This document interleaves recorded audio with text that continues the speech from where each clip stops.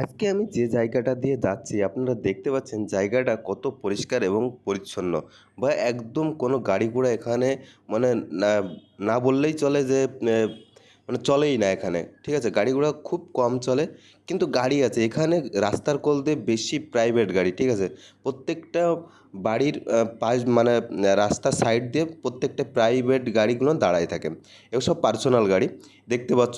এই সব পার্সোনাল গাড়ি। তো এই যে জায়গাটা আমি দেখাচ্ছি এটা মানে কলকাতার মধ্যে এমন একটি জায়গা, খুব উন্নত জায়গা এবং খুব মানে এখানে সব বিজনেসম্যানরা থাকে। আর এই জায়গাটার যে বাড়ি ঘরদরগুলো আপনি দেখতে পাবেন, সব বাড়ি ঘরদরগুলো মানে একটু আলাদা কোয়ালিটির তৈরি করা, ঠিক আছে? আমরা গ্রাম অঞ্চলে যেভাবে বাড়ি ঘরদরগুলো বানাই, কিন্তু এখানে কিন্তু তেমন না। এখানে কিন্তু একটু আলাদা কোয়ালিটির তৈরি করা, মানে নকশাগুলো না, যেমন আপনি দার্জিলিং সাইডে দেখতে পান বা আপনি মানে একটু পাহাড়ি অঞ্চল বা যেখানে বরফ পড়ে যে সিস্টেমে ঘরগুলো তৈরি করা হয়, নকশাগুলো তৈরি করা হয়, সেই সিস্টেমে কিন্তু এই জায়গার ঘরগুলোনের নকশা তৈরি করা আছে। তবে এখানে একটা জিনিস, এই যে এটা কিন্তু সল্টলেক সিটি, আর এই সল্টলেক সিটি এক কাঠা জায়গা কিনতে গেলে নাই নাই করে আপনাকে প্রায় ৫-৭ লাখ টাকা, ১০ লাখ টাকা গুনতে হবে, ঠিক আছে? এক কাঠা জায়গার দাম। তাহলে ভাবুন, এই জায়গার পর এই যে বাড়িটা আপনি দেখতে পাচ্ছেন, এই বাড়িটা এত সুন্দর, এ তো আমি মোবাইলে ভালো করে আপনাকে দেখাতে পারিনি। মানে এত সুন্দর করা। আর এই লাইনে যত বাড়ি আছে, প্রত্যেকটা বাড়ি এত সুন্দর করে, সেটা বলার বাইরে। তবে এরকম বাড়ি কিন্তু অ্যাকচুয়ালি আমাদের গ্রাম অঞ্চলে যেসব মিস্ত্রিরা তৈরি করে, তারা কিন্তু সেইভাবে নকশাটা দিতে পারে না। কেন দিতে পারে না জানেন? এদের কাছে কিন্তু সেই ঘরের নকশাটা থাকে না, বা এরা যে নকশাটা করে সেই নকশাটা কিন্তু এদের মন মর্জি তৈরি করে।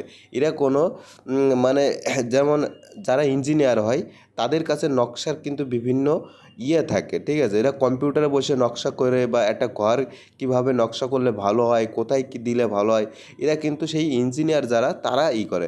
এবারে কলকাতার বাজারে একটা ঘর তোমাকে তৈরি করতে গেলে, সেটা কিন্তু ইঞ্জিনিয়ার ছাড়া কক্ষনোই একটা ঘর কিন্তু তৈরি হবে না। তুমি যদি ভাবো যে আমি এমনি তৈরি করে ফেলবো, সেটা কিন্তু সম্ভব না। আমরা গ্রাম অঞ্চলে কী করে, আমি ঘর তৈরি করলে আমার মত মতন উঠে যাবে, কিন্তু যেই ঘর তৈরি হোক তার মত মতন উঠে যাবে, বা মিস্ত্রি একটা বলবে এরকমভাবে তৈরি করে দাও। কিন্তু দেখুন ঘরগুলোর মানে এত সুন্দর। আর এই জায়গায় একটা জিনিস, এই জায়গায় কিন্তু বাঙালি মানুষ খুব কম থাকে, ঠিক আছে?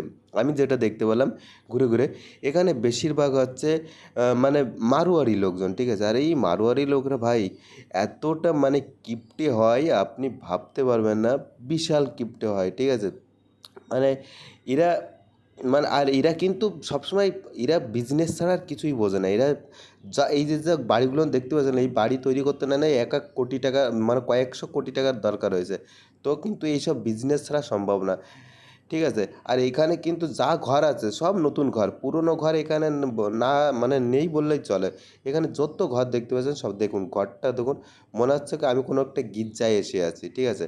ঘরটার নকশা এরকম, ঠিক আছে? মানে প্রত্যেকটা ঘরই এরকম।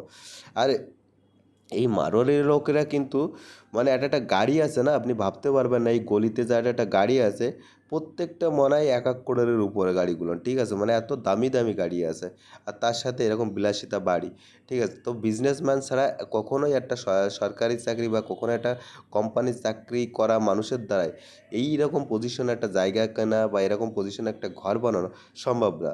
দেখো, চাকরিতে একটা সীমিত টাকা দেয়, ঠিক আছে? এটা এই সীমিত টাকা দিয়ে সেরকম কিছু করাই যায় না, কিন্তু বিজনেসে কিনতে হয় অগুন্তি টাকা। তা সেই সব বিজনেস যারা, এই দেখো বাড়িঘর দুর্গুলো দেখেছো, মানে হচ্ছে কোনো একটা স্বর্গপুরীতে এসে গেছে এরকম অবস্থা। তো আপনারা যদি কখনো আসেন, তো এরকম নকশায় বাড়ি করুন, খুব সুন্দর।